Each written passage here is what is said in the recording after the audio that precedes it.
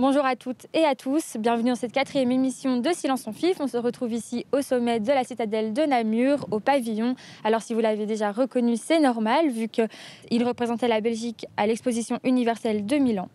C'est donc dans ce lieu emblématique qu'on lance cette émission. On verra ensemble quelle est l'influence que peut avoir un festival comme le FIF sur la ville de Namur. On découvrira ensemble la carrière de Sophie Dupuis.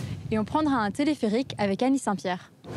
Mais avant tout ça, le festival, ce n'est pas seulement des professionnels du cinéma, c'est aussi beaucoup de bénévoles, sans qui le festival ne tiendrait pas debout. Marine a été les rencontrer.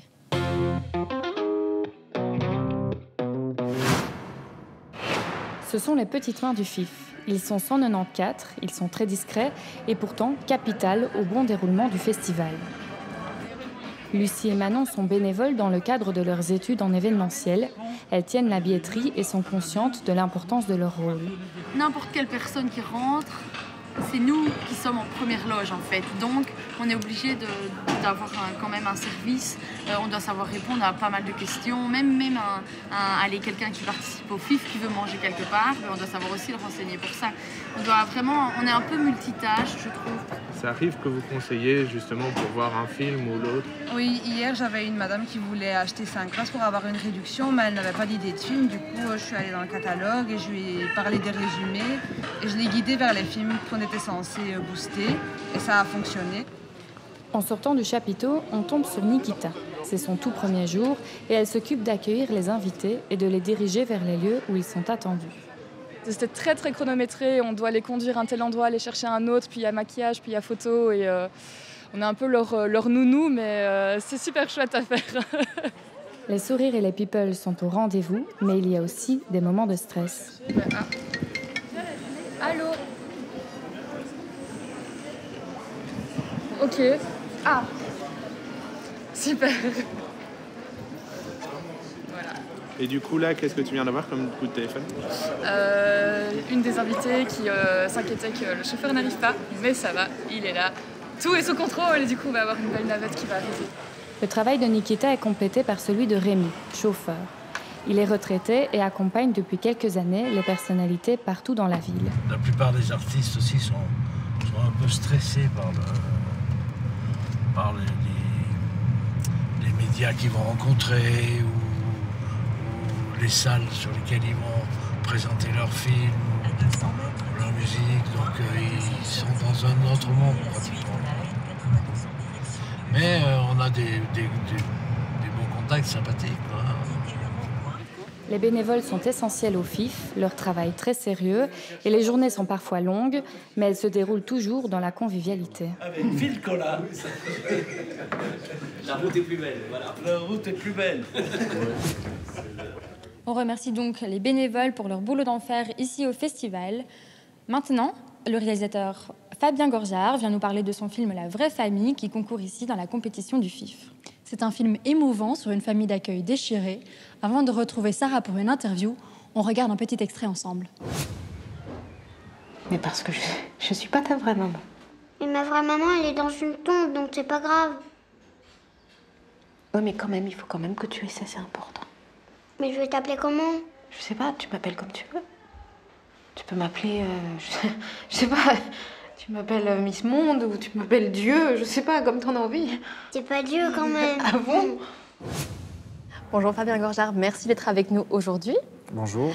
Est-ce que vous pouvez un petit peu nous parler de votre second long métrage, La vraie famille?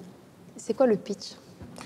C'est l'histoire de Anna, qui est assistante familiale et qui s'est occupée d'un petit garçon qui arrivait dans sa famille, un enfant placé, comme on dit, à 18 mois. Là, l'enfant a 6 ans quand le film commence. Et il appartient totalement à cette famille, donc est composé de ses 2 fils à elle, Adrien et Jules, de son mari, Driss, et le père de l'enfant, le père biologique de l'enfant, qui est joué par Félix Moati, se sent reconstruit dans sa vie et capable maintenant d'assumer son rôle de père à nouveau. Et donc, on va assister à la manière dont Anna et cette famille va devoir se séparer d'un de leurs membres, finalement, puisqu'ils considèrent que c'est presque comme leur enfant. Qu'est-ce qui vous a inspiré? Qu'est-ce qui vous a donné envie vraiment de parler de ce sujet-là? Alors, de manière assez simple, je suis parti d'une histoire personnelle. Donc, on a été famille d'accueil. On a eu un petit garçon chez nous de la durée que je raconte dans le film. Il est arrivé à 18 mois, il est reparti, il avait 6 ans. Et à ça, j'ai fait un travail d'enquête, j'ai rencontré d'autres familles d'accueil, j'ai rencontré des éducateurs spécialisés, et puis j'ai greffé un peu à mon histoire celle d'un autre petit garçon, par exemple. Ça fait longtemps que je veux raconter cette histoire-là, j'ai essayé de l'écrire plusieurs fois, j'ai souvent mis le projet dans un tiroir, et puis je pense que d'avoir fait mon premier long métrage, Diane à les épaules, en 2017, qui était une manière assez détournée de raconter cette histoire-là, puisque c'est l'histoire d'une femme qui portait un enfant pour d'autres. C'était donc une histoire de GPA. Une fois que j'avais fait cette histoire-là, je me suis senti peut-être plus d'expérience aussi, plus de recul, plus l'envie de me détacher de mon histoire et capable d'assumer de raconter celle-là, en tout cas. Et pourquoi vous aviez besoin de raconter cette histoire, justement ? Ah, ça, c'est un mystère. Pourquoi ? Parce qu'elle m'a hanté. Je pense qu'elle m'a hanté enfant, que ça s'appelle La vraie famille, parce que à la fois la famille, c'est quelque chose, et puis c'est autre chose. La vraie famille, en fait, n'existe pas, elle n'arrête pas de muter. Il y a eu un prémisse avec votre précédent film, puis maintenant avec celui-ci. Est-ce que l'histoire est terminée, ou est-ce qu'il y a encore un besoin de raconter ça dans un futur film ? Alors, c'est une bonne question. J'espère qu'on se reverra pour que je puisse y répondre, parce que là, le film est tellement récent. Je l'ai terminé au mois de juillet, il commençait à circuler depuis le mois d'août. Donc, je ne sais pas si j'en ai fini avec ça. J'ai l'impression que oui, mais sait-on jamais. Dans ce film, La vraie famille, il y a beaucoup de jeux de regard, il y a beaucoup de plans sur les yeux vraiment des personnages. Est-ce que c'est votre façon à vous de nous faire rentrer vraiment dans leurs émotions et dans leur vécu ? Ce que j'avais le plus envie de filmer, c'était le regard de ce petit garçon. Donc c'est vraiment parti de son regard à lui. D'ailleurs, j'ai choisi cet enfant parce que quand je l'ai vu en casting, quand j'ai vu sa façon de regarder les adultes au-dessous de lui, et que ça allait être l'histoire d'un petit garçon aussi, qu'elle n'a pas arrêté de regarder d'un adulte à l'autre, j'ai eu envie de filmer son regard à lui. Donc évidemment, quand on filme le regard à lui, il faut aussi filmer celui des autres sur lui, etc., etc. Donc il y a eu le jeu de circulation du regard est venu par mon grand désir de filmer celui de l'enfant, en tout cas. J'ai une petite surprise pour vous. J'ai interviewé Basile, un des acteurs, et il a quelques questions à vous poser. Pourquoi tu m'as choisi moi dans le film et pas quelqu'un d'autre ?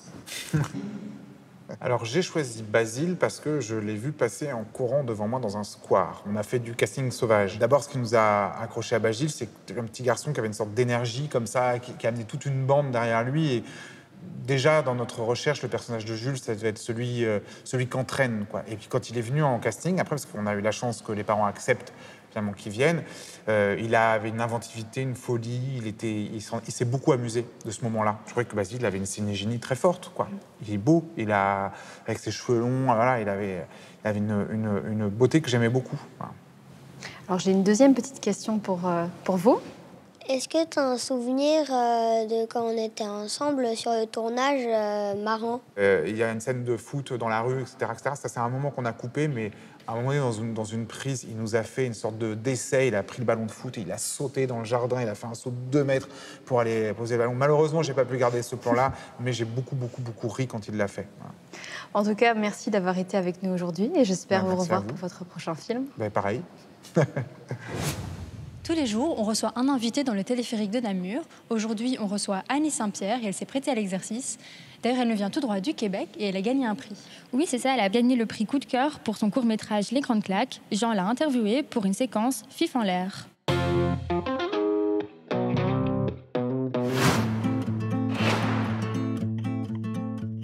Bonjour Annie Saint-Pierre. Bonjour. Vous êtes ici avec nous dans les airs aujourd'hui.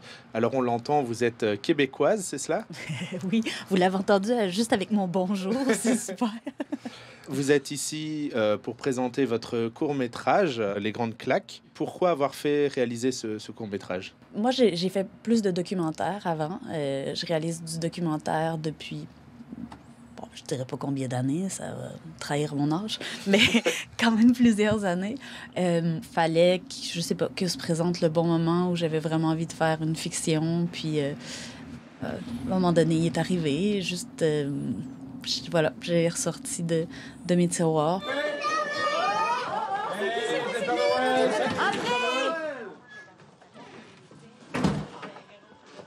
Et cette fiction, elle a l'air d'être quand même réussie, hein, plusieurs nominations dans des festivals. Ici, un prix, le prix du jury coup de cœur international au FIF, c'est pas rien quand même. Mais c'est un prix qui fait vraiment plaisir, en tout cas. J'ai beaucoup de joie de voir qu'il tourne, puis que les gens le reçoivent bien. Pourquoi avoir choisi des sujets familiaux comme ça?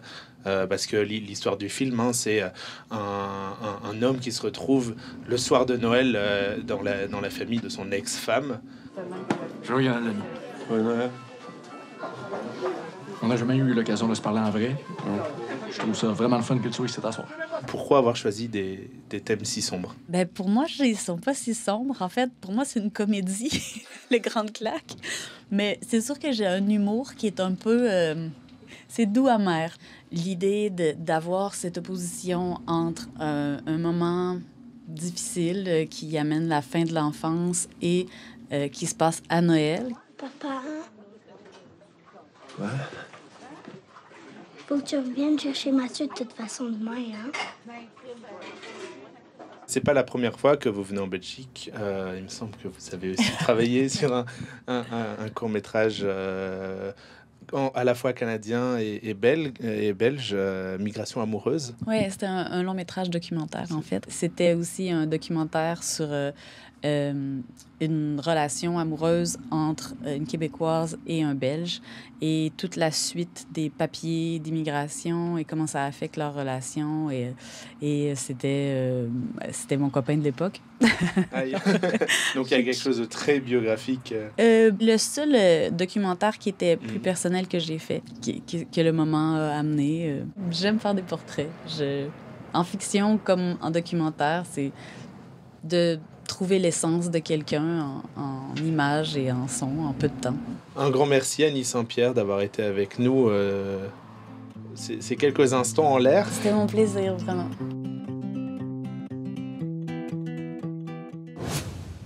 On revient les pieds sur terre avec, comme chaque jour, un focus sur la carrière d'une réalisatrice. Aujourd'hui, c'est Sophie Dupuis qui passe sous la loupe de Marois.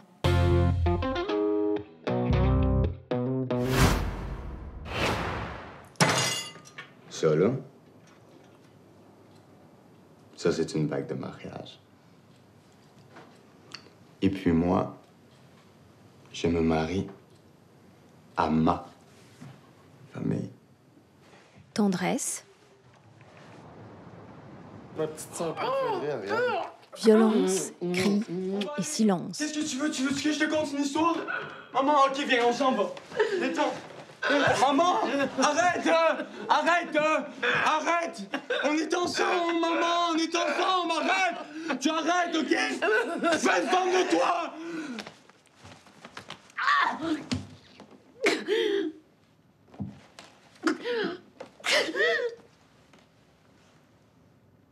Le cinéma de Sophie Dupuis, c'est aussi une ambiance sombre, dramatique, exaltée par une musique électrisante.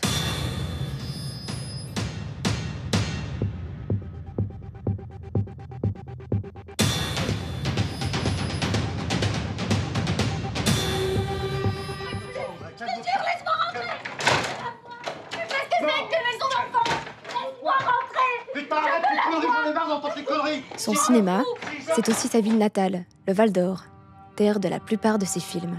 Fuck Val d'Or. Ouais, c'est ça. Fuck Val d'Or. Mais c'est surtout une fille unique, fascinée par le concept de fraternité. Quitte à choquer.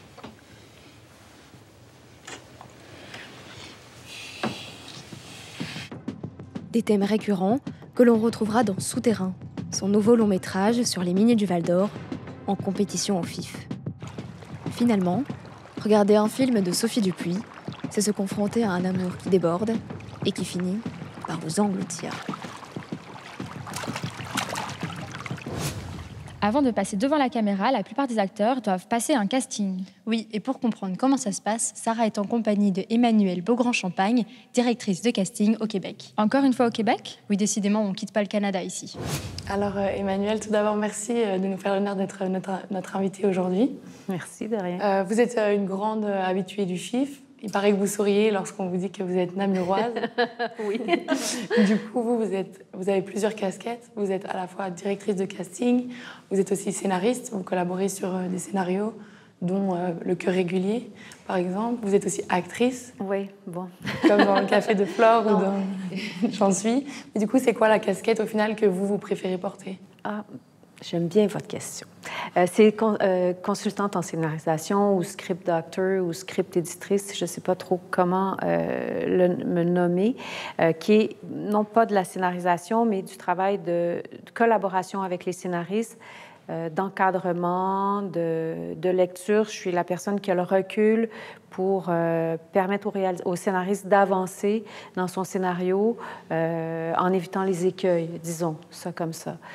Au départ, j'étais directrice de casting, mais c'est le travail de casting sur l'analyse des textes qui m'a permis de développer cet attrait pour... Merci. Et du coup, je voulais savoir, vous, comment est-ce que vous procédez pour choisir une personne pour un rôle? D'abord, le travail du directeur de casting, pour moi, doit se faire en étroite collaboration avec le réalisateur. Alors, c'est un réalisateur peut pas... ça peut pas être le producteur peut pas choisir le directeur de casting pour le réalisateur. Il faut vraiment qu'il y ait une harmonie et une compréhension, puis je crois beaucoup d'affection entre le réalisateur et la directrice ou le directeur de casting. Après, moi, je me penche sur le texte, j'essaie de comprendre les personnages, d'en comprendre la courbe dramatique et d'échanger là-dessus avec le réalisateur pour comprendre ce qu'il y a dans sa tête. Et à partir de là, je lui fais des propositions sur photo et on fait des auditions. Et là, pour l'audition, ce qu'on fait, c'est qu'on choisit une scène extraite du scénario, on engage quelqu'un pour donner la réplique et on fait la scène, on fait un essai, quoi. C'est jamais très intéressant, mais c'est suffisant pour voir comment la personne passe à l'écran d'une part. Et de préférence, il faut que le réalisateur soit là. L'acteur est dirigé, l'acteur se fait donner des notes, l'acteur réagit pas, comprend pas. Et aussi fait naître un personnage. On reçoit aujourd'hui, et au FIF en général, pas mal de films et de réalisateurs québécois. Nous, on aime bien, mais vous, qu'est-ce que vous aimez dans le cinéma québécois? Oh, c'est une question... Ben, j'aime pas quelque chose de spécifique au cinéma québécois. J'aimerais ça là, avoir un film qui me viendrait à l'esprit et qui ouais, tu sais, par exemple, Les mauvaises herbes de Louis Bélanger. Vous avez été directrice de casting. Oui, effectivement. Et c'est pas du tout familial. Et puis, ça se passe pas en famille. C'est pas sombre. C'est plutôt rigolo. Ça se passe... l'hiver dans les grands espaces. Moi, j'ai adoré ce film. Alors, voilà. En tout cas, merci beaucoup d'avoir été avec nous aujourd'hui. Ça m'a fait plaisir. Et au plaisir de vous revoir. Merci. Au revoir. Ça fait quelques jours que l'on vous parle du FIF. Ce festival, il fait partie intégrante de la vie culturelle de Namur. Pour les cinéphiles, c'est un rendez-vous important à ne pas manquer. Mais est-ce une bonne affaire pour les commerçants, restaurateurs et cinémas? On va le savoir tout de suite.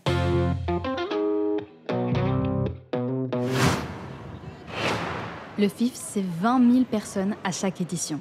Des festivaliers qui se baladent, qui font du shopping et se restaurent dans les rues alentours. C'est donc un événement très attendu de la part des commerces et établissements namurois. Bien souvent, il y a une augmentation du chiffre d'affaires grâce au FIF. Vous savez me donner un chiffre? Ça varie entre 10 et 15%. Nous, c'est notre petit événement annuel, dans le sens où, allez, par exemple, par semaine, on tourne entre 15 et 20 films. Et là, tout d'un coup, on a une avalanche de films, on reçoit 120, 130 films à passer sur la semaine. Ça nous amène aussi beaucoup de public, du public qui n'est pas toujours habitué à venir dans nos salles. Et donc, voilà, ça nous fait voir des nouvelles têtes qui découvrent notre journal, qui découvrent la philosophie du cinéma ici et qui, assez souvent, reviennent par après. Après des mois difficiles, sans événements culturels, le FIF fait revivre les rues namuroises. Je trouve qu'il y a quand même plus de monde, ça apporte pas mal de vie dans Namur. Ben oui, il y a plus d'animation, c'est plus joyeux que les rues vides. C'est vrai que comme il y a le FIF, il y aura plus de gens, donc je suis là. C'est normal aussi. C'est aussi l'occasion pour certains projets de se faire connaître et de faire participer les passants. En fait, ça fait plusieurs années que Solidaris travaille avec le FIF. Cette année-ci, on a eu l'idée de faire des rubans. Ensemble, rêvons demain. Et donc, on demande aux gens de marquer sur cette petite banderole leurs rêves, leurs souhaits pour un monde meilleur. Et donc, ils viennent les accrocher. En général, ça marche, mais bon, on n'a pas 1000 personnes par jour, quoi. En dehors de la renommée qu'il a dans son secteur, le festival a donc un impact économique et social de grande ampleur. Donc le FIF à Namur, on dit oui.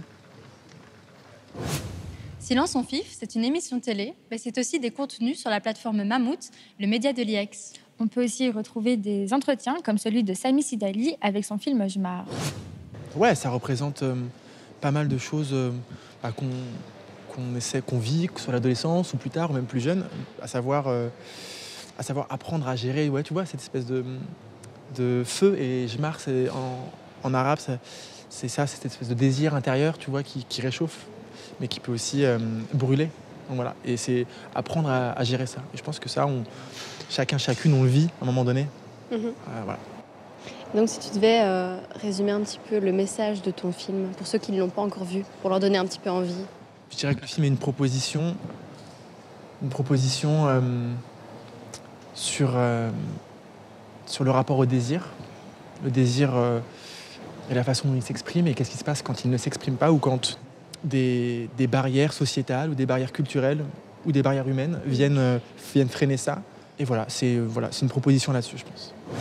C'est ici que l'émission se termine et comme chaque fin d'émission, on vous propose une photo du jour. Cependant, aujourd'hui, c'est une édition un peu spéciale car l'équipe Mammouth a créé un GIF pour l'occasion.